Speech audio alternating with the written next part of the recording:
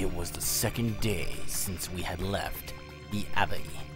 We had left the main road when we reached the hills and continued on our hill path. The rock was crumbling in places, but Lori and Ashius, skillful, climbed up the crag. I was impressed as I watched them. Ashi looked back at me inquisitively. I immediately looked away, but I still saw Ashi's facial expression. I hadn't come to terms yet with the crime that I committed in my world. After a while, we were halfway up the mountain. There was a terrace-like place here, very suitable for enjoying the view. It's a wonderful view, sir. Ashi held on to my arm. Without thinking, I shrank from her. The touch of her live flesh was almost painful. Why don't we take a little break? Lori, seeing the situation, immediately said, sure. I forced a smile on my face while I gently removed Ashi's fingers from my arm. I sat down on a rock. Yeah. The sunshine was filled with young leaves, and I breathed in the earthy scent of soil. A green butterfly cut in front of my eyes. It's a peaceful world. I signed to myself, sir, as she sat down next to me. What? I turned to see Ashi smile sadly. Why don't you look at my face? Ashi brought her face close to mine. My grandfather taught me that people who speak without making eye contact cannot be trusted. Can you be trusted?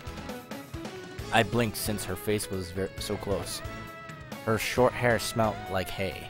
I can't say that I am a trustworthy person. Ashi smiled a little at my words. My grandfather also said I cannot trust a person who says they are trustworthy. Does the opposite apply? I see. Her laughter eased my tension. Don't move. I brushed a small leaf from her hair. Ashi blushed bashfully and said thank you in her small voice. When I replied back with a welcome, her shell-like ears turned bright red. I heaved a sign of relief at her manners. Somehow I came to accept that. Ashi was not that girl. Sir, look at the mountain. I turned to where she was pointing. I saw a faint blue mountain range that looked as if it were framed by the Antarctica branches. The snow-capped range danced in the light. The dragon's heart must be have such color. I knitted my brow as the unfamiliar tear. What? What is the dragon's heart? It's the treasure of the people of the pillar. A holy item that improves the bonds between the gods and humans. Many generations ago, a shaman took it and ran away with it. Shaman? I cocked my head to the side at the new term. There are different castes among the people of Pillar. Shaman is one of them. They were unhappy with the way that other people at the Pillar treated them. They were banished a few generations ago. I see. Where you go, humans are the same. Wherever you go. I racked my brain for something to say. After a deep, long breath of cool air, I turned to Ashi. But suddenly her face drained of all color. Lori! Ashi's voice was tense. Lori hurried to get in front of me. It's a hunting dog. The other side of the road was warped like an image projected on a concave mirror.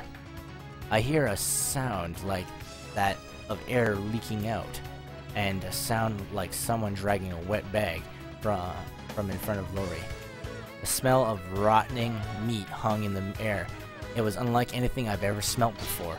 Leave this to me, Lori said in a quiet voice. I drew my sword from the sheath. A pale, slimmer fingertip drew a crest. The sound became louder. Is this a hunting dog? It was large, slimy purple slug, a terrible creature from another dimension. My breath was heavy with shock. It was the size of a wild boar, but it seemed so sinister. It wasn't comparable to anything I've ever seen. My hand slipped on the tilt of my sword. Be cautious, sir, said Ashy nervously behind me. As Lori's finger drew the closing spell, a strong wind erupted. The monster sprouted darkish body fluid at the point of contact. It roared while its body writhed in pain. Lori started to draw another caress. The creature considered her too formidable and turned towards me and Ashy. I tensed, ready for any movement. I will help you, Lori. Ashy started to hum a strange melody. The dark, wet option changed shape. Something flew out towards us. Watch it! The sharp tentacle lunged at Ashy. Without thinking, my body moved. I swung my sword hard with purpose. A disgusting sound echoed in the canyon. Dark blue fluid splashed Ashy and me. I heard Ashy humming cut short as I started the second blade attack. The monster's movements were too fast. The wounded tentacle reached behind me for Ashy. Upset by the creature's sidestepping my attack, I reached without thinking. But a rumble shook the air.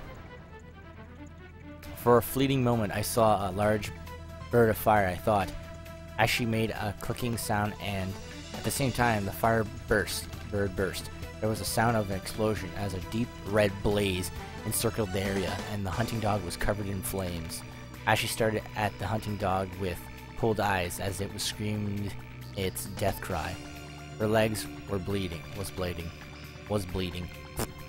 I sheathed my sword while I contemplated what I just saw. Kane, you didn't get hurt. Lori hand touched my back. No. Ashy threw us a sharp look while I was still dazed. The sorceress couldn't beat the hunter. I absolutely will not give up my use of the summon magic of the people of Pillar. Ashy said positively. Sir, thank you very much for protecting me from the hunting dog. I look away from her smile. It's because of Lori's magic, more than my sword, that you could finish your spell. You think so? Ashy pouted. Lori, who had stayed silent, spoke now. Ashy pursued her lips together. Lori put her hand on Ashy's shoulder. Your calf is bleeding. We must treat it. It's okay. Ashy seemed surprised by the kind words. She looked away and blushed. Lori smiled at her patiently. Show me your wound. Lori kneeled down in front of Ashy and took off her shoes. Dry blood flaked off her leg. Ashy groaned in pain because of the half-dried wound was reopening. Are you okay? I asked. Ashy nodded, but there was tears in her eye. But Lori, who was treating her leg, had rigid facial expression. I think she'll be okay. Though a tentacle pierced her, she may run a fever tonight. I think of the poisonous-looking tentacles, which looked so sinister. I frowned. Let's go back to the city we just passed. We should be cautious. She took her head as my suggestion. If we return now, first time we'll be lost. We'll stop at the next city. Ambush you. Are you sure? Are you serious? I looked at Lori. Her face is set determinedly. I have to return you to your original period. Can't you be just a little more flexible? To keep the rules, I have to be unswayed by my personal feelings. Lori replied flatly. I could feel my anger rise. I understand her position, but I didn't want to risk someone on such a vague notion of words preservation. I'm not obliged to agree with you. I looked down at her through her glasses. I know. She turned her face away. When I try to say more, I hear a weak voice behind me. It's okay, sir. We can keep going. I don't want to cause trouble for the Abbey. She looks sad. I forget. Even if she got sick or caught a fever, there is no way to treat her in the mountains. I thought it meant Lori would word it that way. As she continued to look at her wound. I'm okay with it, she said.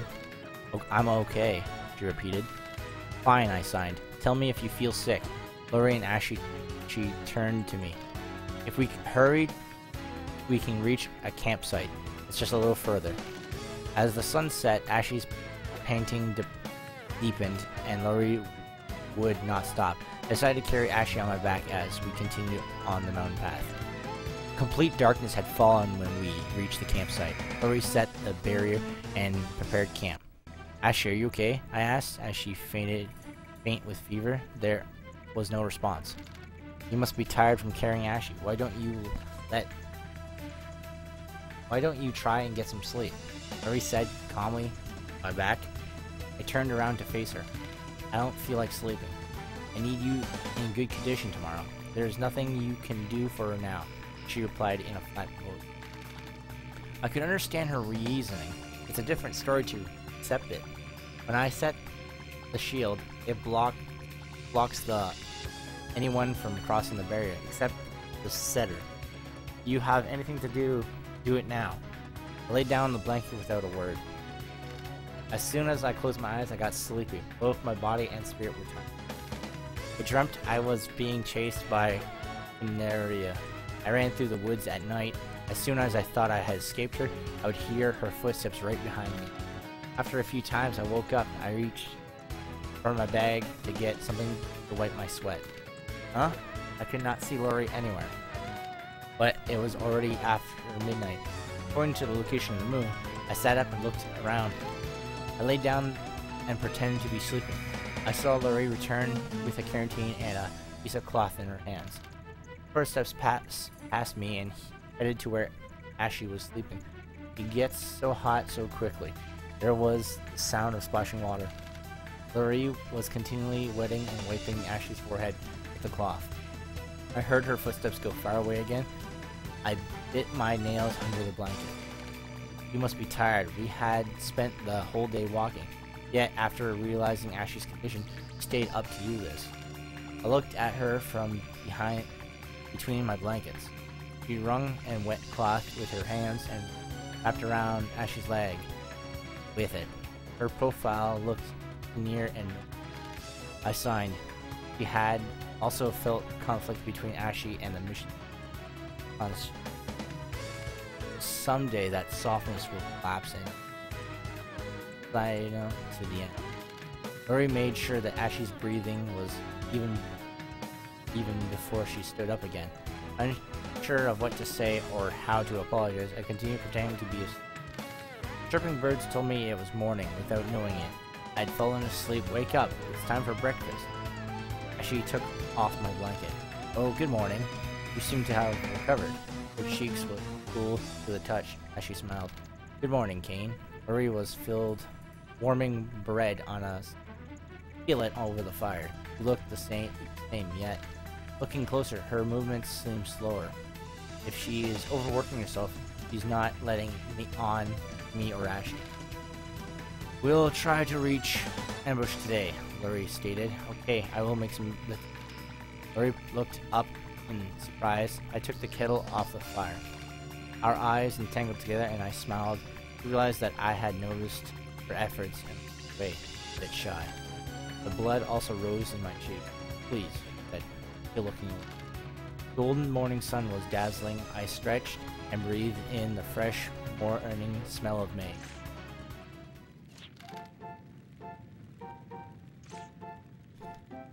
And that was chapter 3.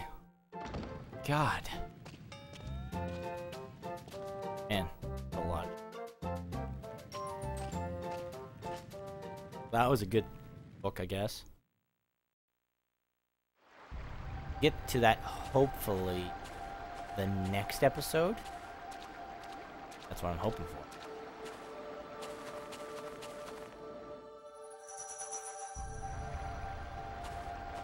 I don't know why, but teleport.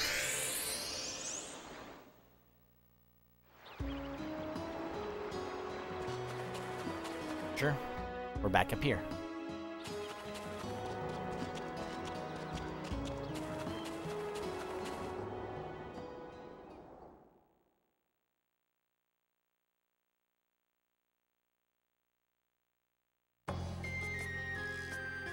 Go.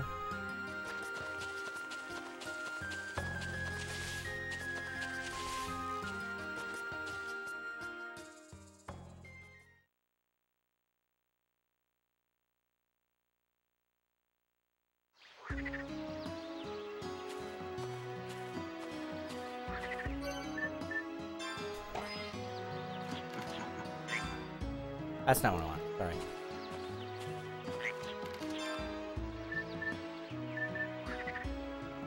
That's what I want, Abe. I have enough for it.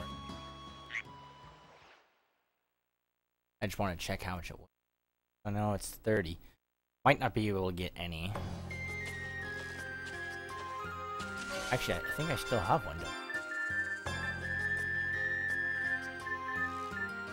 No, I don't. Okay. Be up by 4.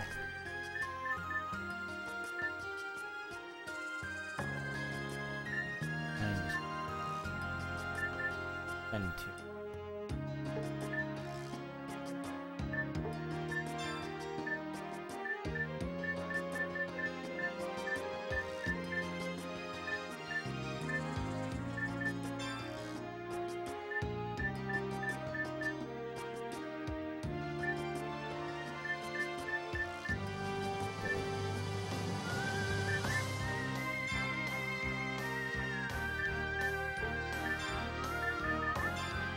Put down.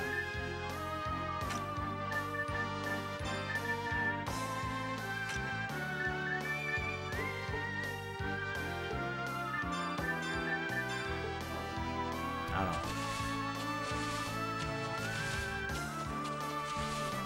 Back to the forced prison we go. Because, you know, the plan is...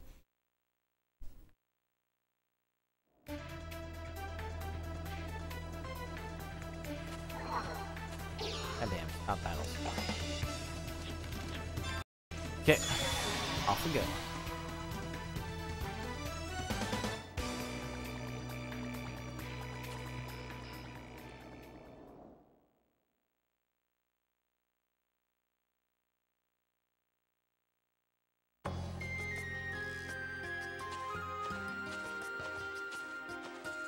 Go back to the studio.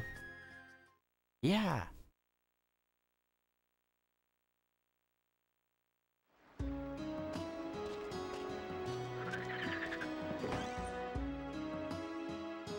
We're gonna go talk to this guy for... Huh? Who's the green-headed? Let me see your... Green-headed? Who are you calling green-headed? You're one to talk, weird ears. Anyway, as a popular celebrity, it's my duty to attend to anyone who wishes to see me. And I will forgive you, weird ears, for calling me such a disrespectful name. Is that not noble of me? Now then, would you like my autograph? I'm not sure what you are trying to talk about. Anyway, I'm interested in not in you, but your sword. Oh, you must be kidding. You would do battle with one such as I? For my beloved sword, the Doombringer? I do not wish to fight you. You may not know this, but there is a strong curse on this sword. If he who holds the sword shows any sign of hope or light within, the accursed blade will hurt him at once. A swordsmith, I might be able to remove the curse, but that would require an enormous amount of pure silver. It would be quite a challenge. Now I feel foolish of even listening to your nonsense. You're just looking for some Gila, aren't you? You're the biggest fool I've met in 1,000 years. I get exhausted just listening to you. Let me know when you're ready to stop wasting my time and have me remove the curse. Welcome. Is there anything I could do for you?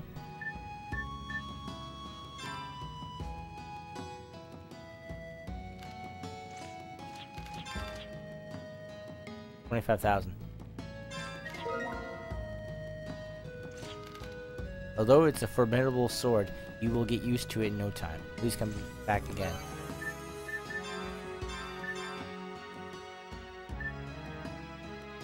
Effected against enemies in the air. The power is increased by analyzing enemy. Increased targeting range with full power. Lowers resistance against negative status. That's cool.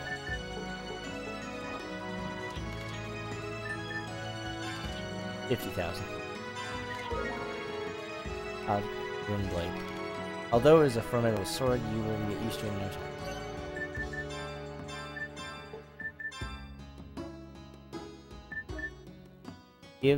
Gives damage to an enemy. Apply own negative status to the enemy. More damage inflicted when attacked by enemy using full power to target the group.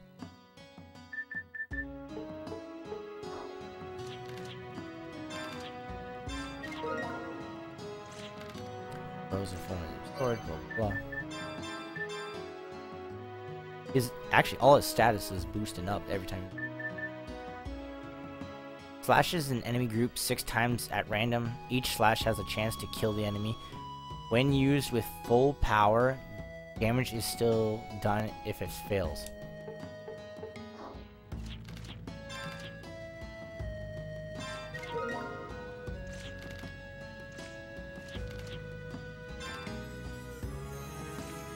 Yeah, finally got all his moves.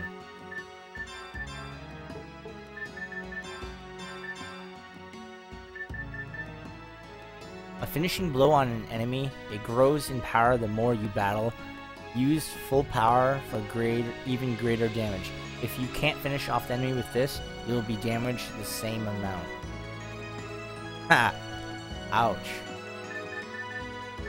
So basically, this is a killer blast, but if it doesn't kill the enemy, it does the same amount of damage to you. That's almost as bad as this first one where, if it kills the enemy, whatever extra damage it did to kill the enemy, it goes back on you. Huh. Anyway, that's one reason why we came.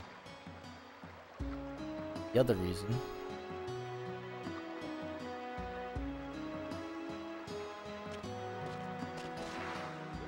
even more funner.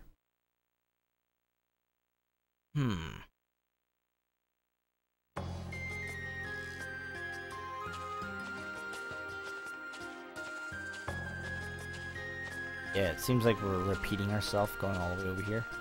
As you remember from one of my other episodes, I came here just to grab one item, which was ridiculous.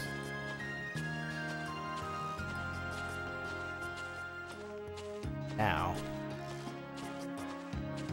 we're doing something.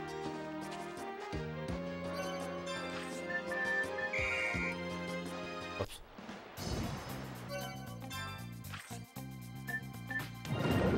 We're using the dragon scale up here.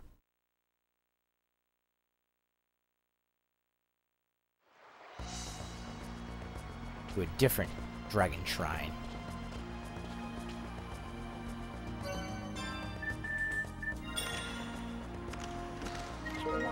$10,000.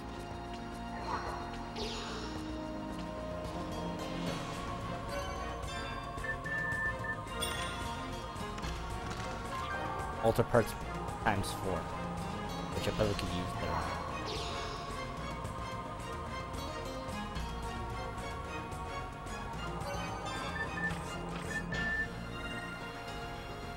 Damn it, that's not a door.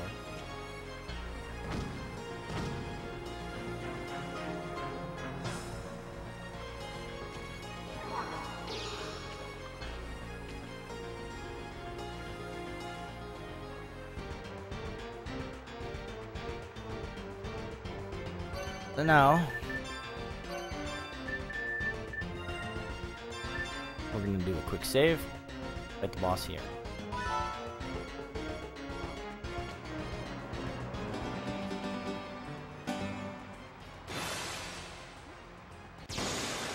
Bam.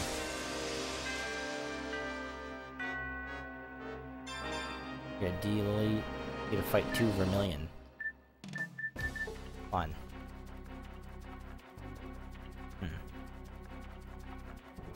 What can we do? What can we do? This is here.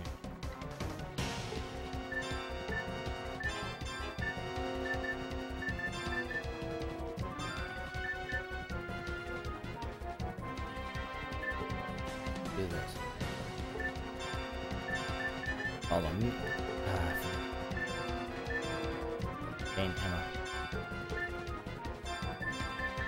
Follow me. Greater boost and Rudy. Lock on, destroy. Gatling right. This one.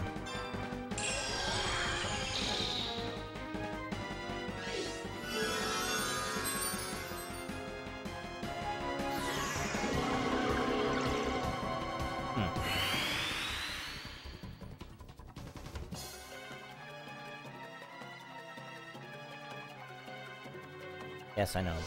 Lock on, destroy. Ultimate Gatling Death. 30,000.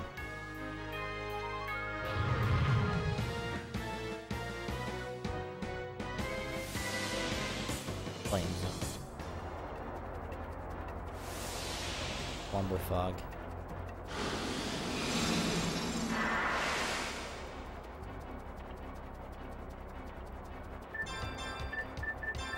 Get Cecily in here.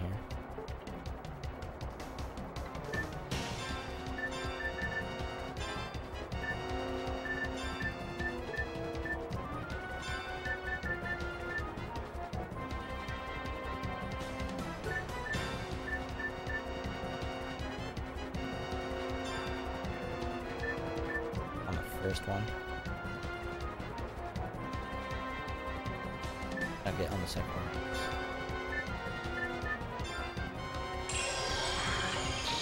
What we can do.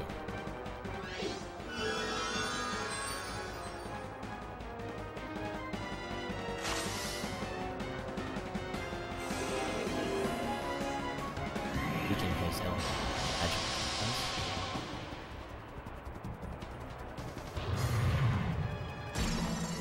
Ouch. Taking breath. First one to kill her off. Assholes.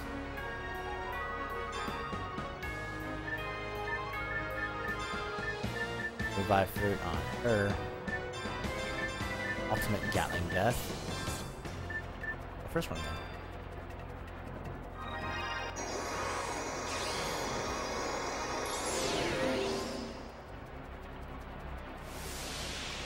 Slumber Fog. And they got Raiden. Douchebag. They really wanted me to sleep.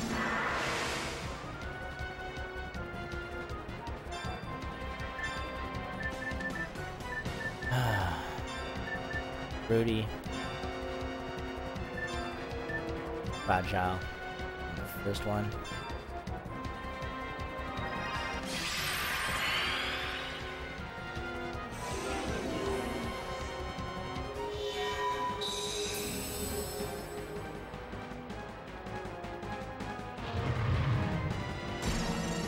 Stop trying to kill her, damn it.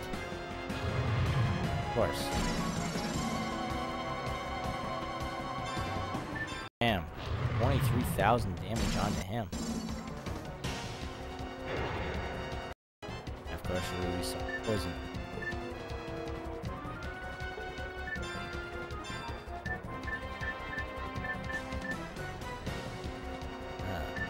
What are we gonna do here? That again.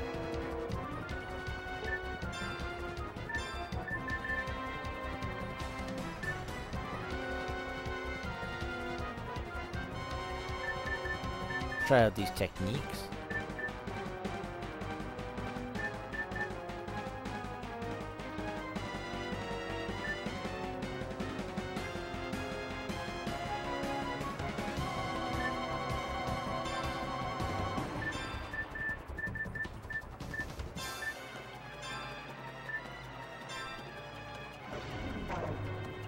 Dancing Heaven.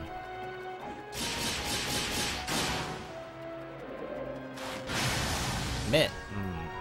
Not great.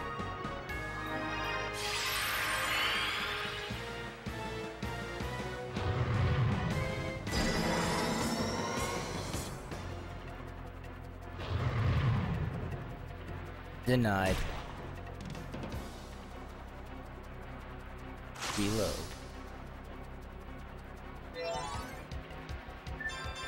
Sorry, switch back and check.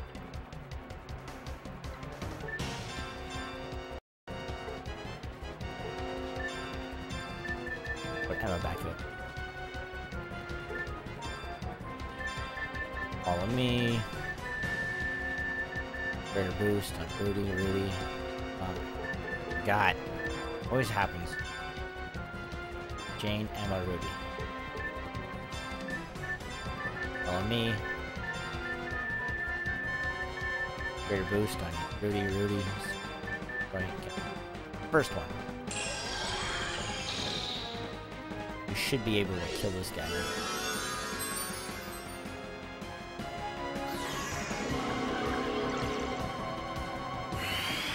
Bam. Lock on and destroy.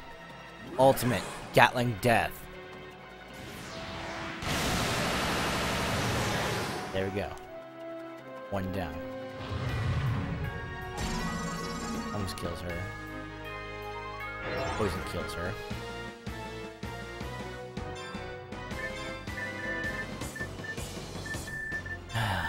Fried fruit.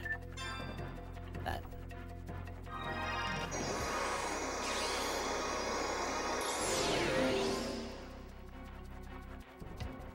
Bam.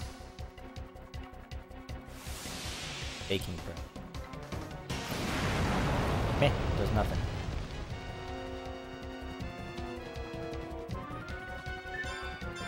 Switch back over.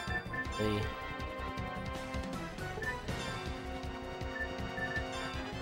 Mystic. Lucky card on everybody. Cast. Fragile on him.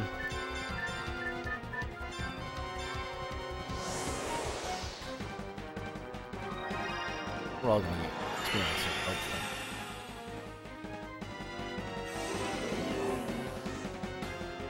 Weaken him.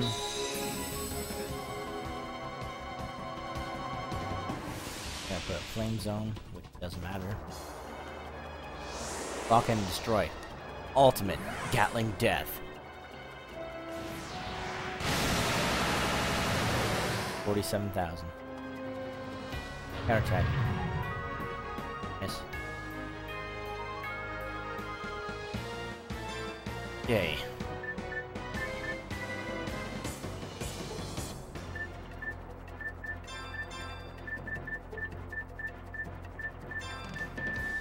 Yell card off him so we can make some decent.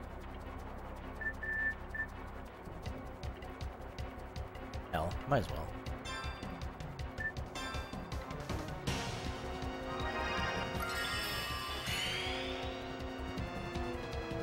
Reload.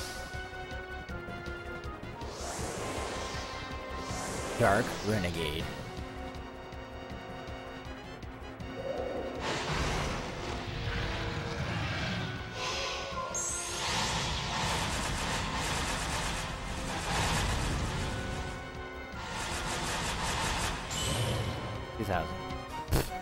Good shit.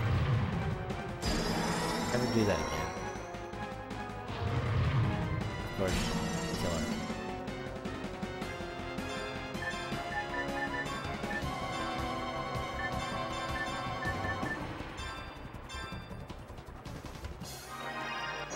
By her.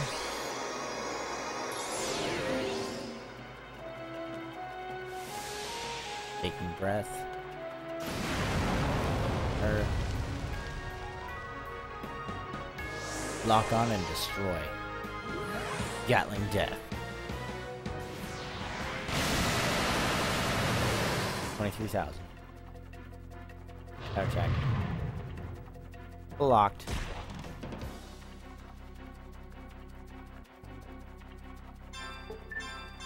Switch. And this is how we're gonna end it. Yep.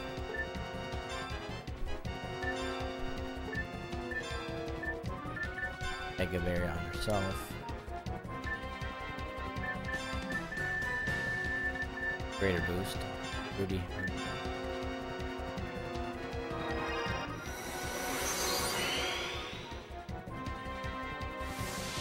Taking breath. On a girl that can't define her. Nice job.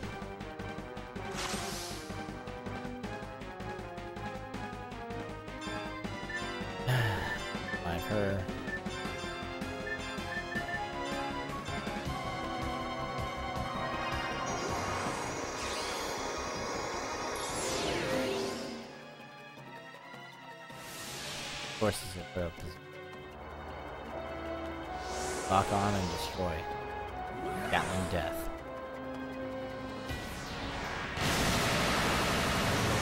4,990. Bam. Moonstone 4.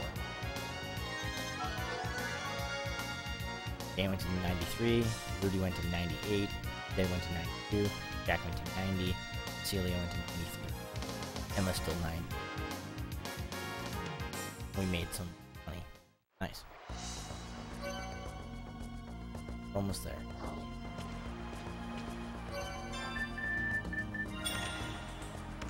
We get Silver Heart for. Got what we came here for.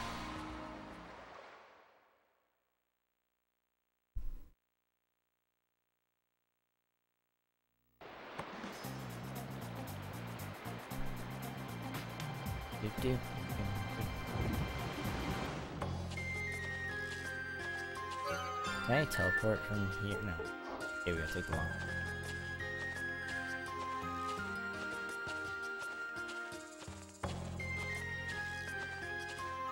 Isn't this fun?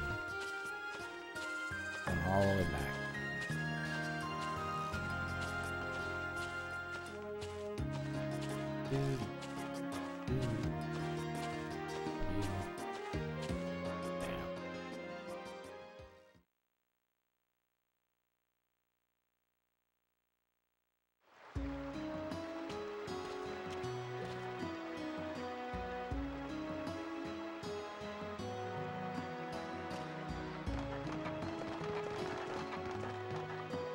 Good job, Jack.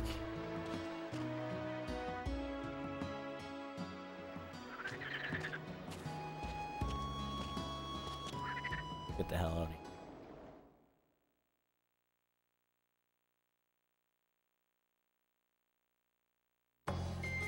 Oh. Almost thought it was all for some. Of course, present.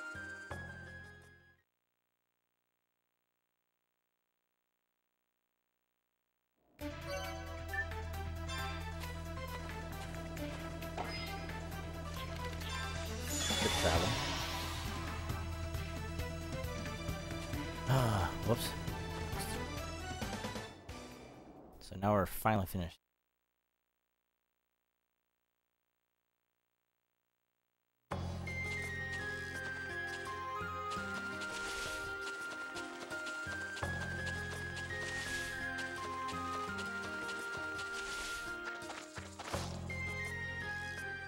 Back to the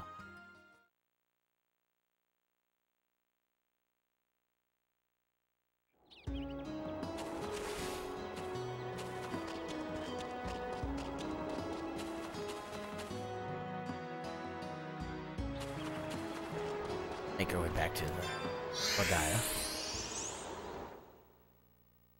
Sorry that this episode cut in.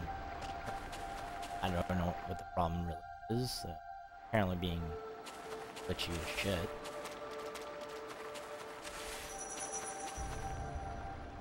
This is a glitchy episode. But at least you've seen that. You know, got most of my shit.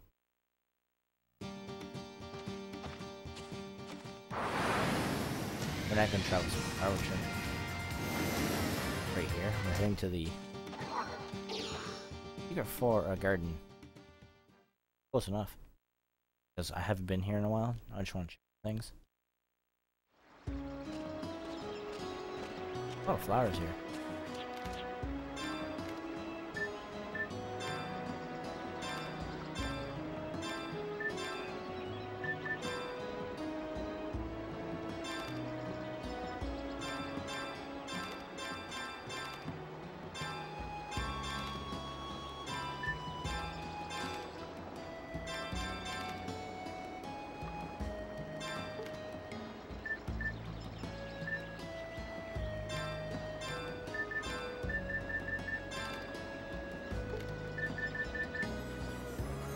One, two.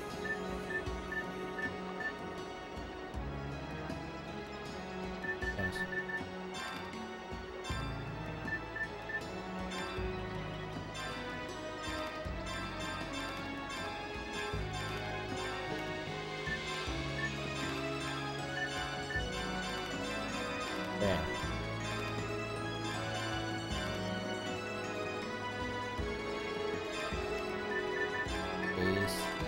Great.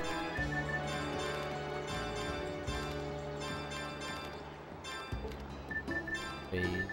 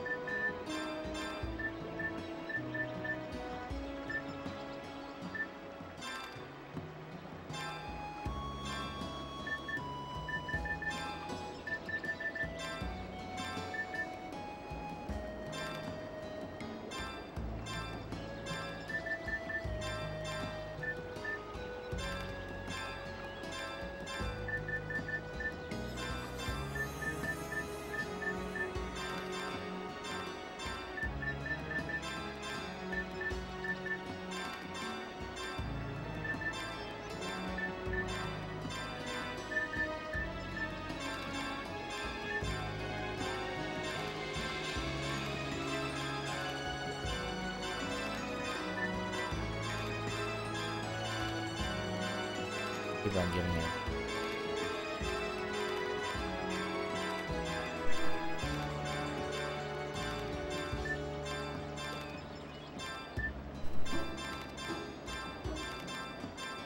Damn. And a bunch of other things.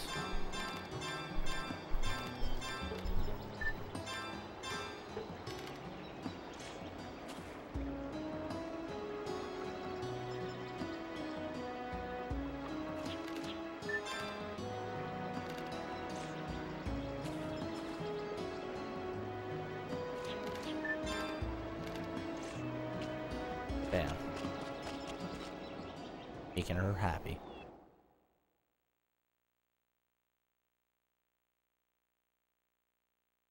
That was my goal. Yeah. Where the hell's my... Okay.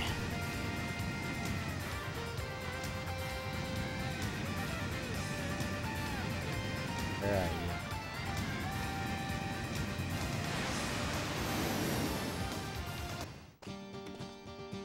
Gonna do 2 more things in this episode.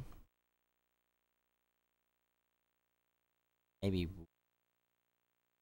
Nah. We'll do 2.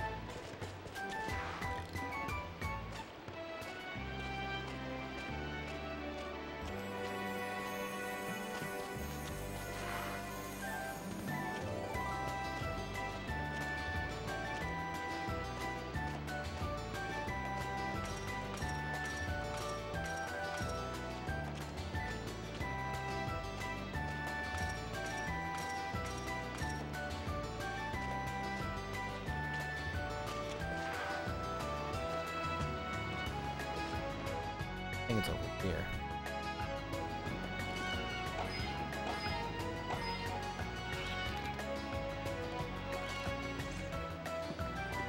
Oh, wrong cat.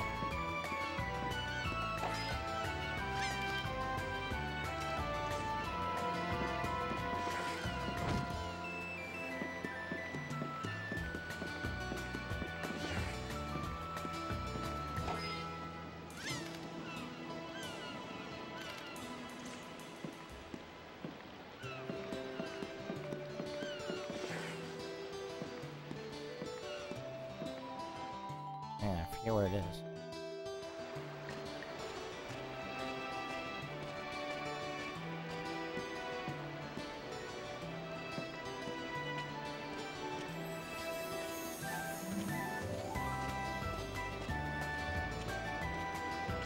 Oh, I think this is...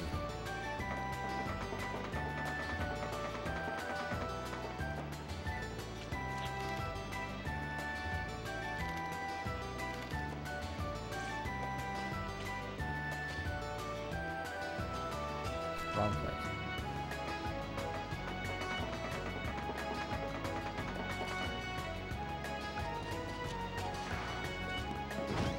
Check the end.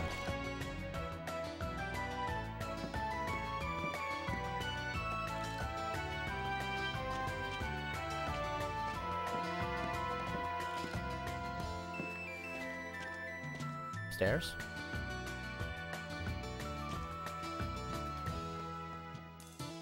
Oh. Damn it. Where'd it go?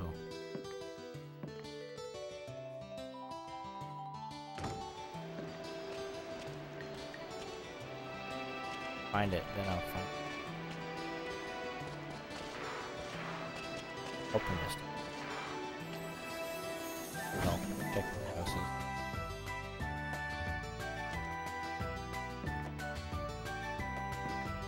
Oh. I swear to God, it's probably gonna be the science guy.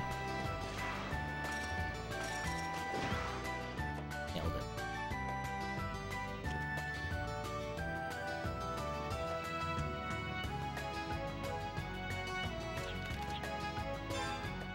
Check out the monster guy.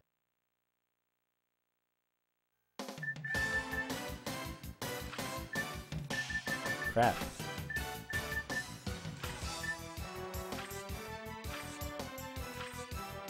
I think we got a lot of them. Really. Nice. We actually do have a lot.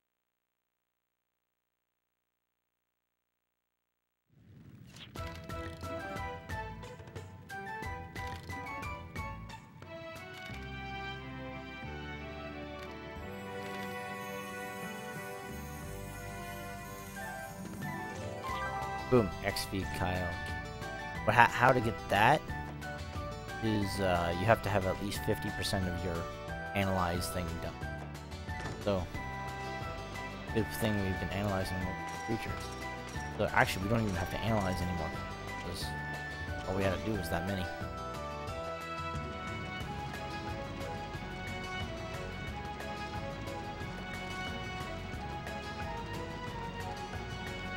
Pissing me off.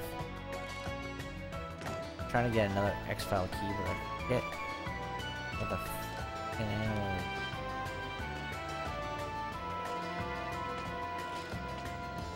Blind problem.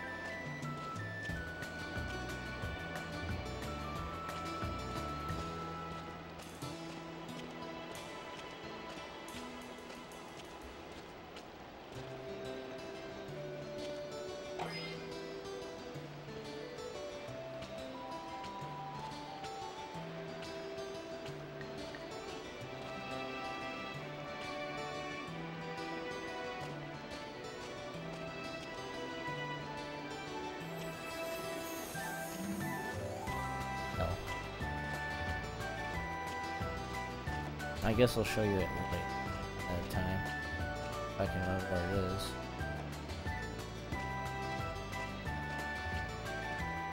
Okay, we got a key to.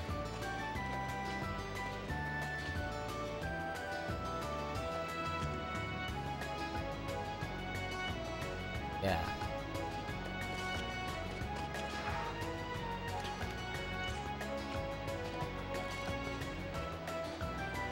I guess we'll save here. I'll see you guys on the next episode of Wild Arms Alter Code F. And if you wanted to see the next subscribe, on Rudy.